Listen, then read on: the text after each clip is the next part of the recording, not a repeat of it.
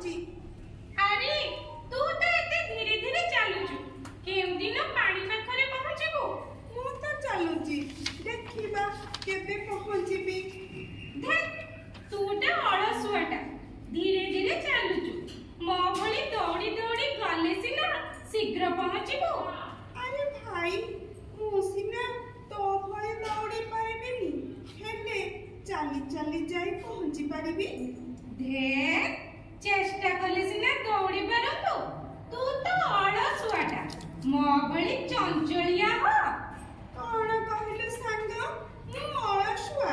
ଠିକ୍ ଅଛି, ଚାଲ ଗୋଟିଏ ଦୌଡ଼ ପ୍ରତିଯୋଗିତା କରିବା। କିଏ ଜିତୁଛି ଦେଖିବା।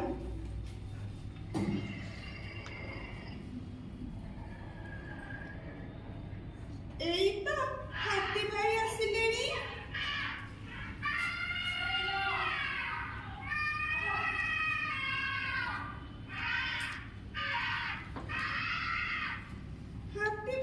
ହାତୀ ଭାଇ, ଚାଲ ତୁମେ ଦେଖିବ କିଏ ଜିତିବ।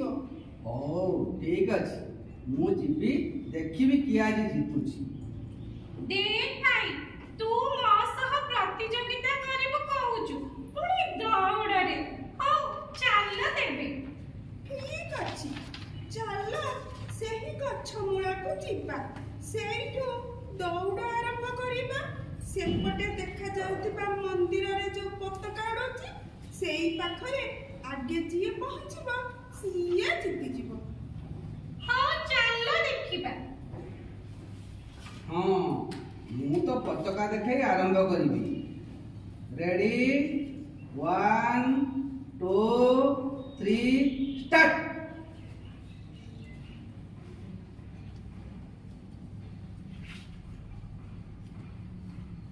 ଓଃ, କେତେ ବାଟ ଦୌଡ଼ିଲି, କାଇଁ କଇଁଛ ତ ଦେଖାଯାଉନି।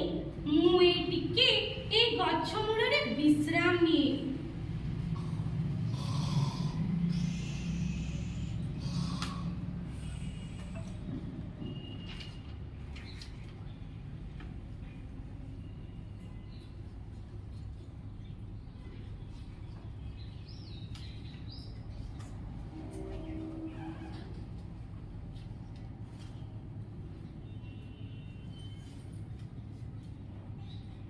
ଆରେ ଏତେବେଳ ଯାଏ କଇଁଛ ପହଞ୍ଚି ନାହିଁ।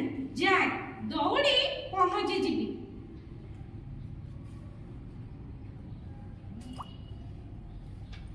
ହେ ଭଗବାନ, ହେ ଭଗବାନ, ସେ କଇଁଛ ତ ପହଞ୍ଚି ସାରିଲାଣି। ହେ ଭଗବାନ, ମୁଁ ଏବେ କଣ କରିବି? ହଁ, ଆଜିର ବିଜେତା ହେଉଛି ଆମ କଇଁଛ ଭାଇ। ଚାଲ ତା ପାଇଁ ଟିକେ ତାଳି ଦବା।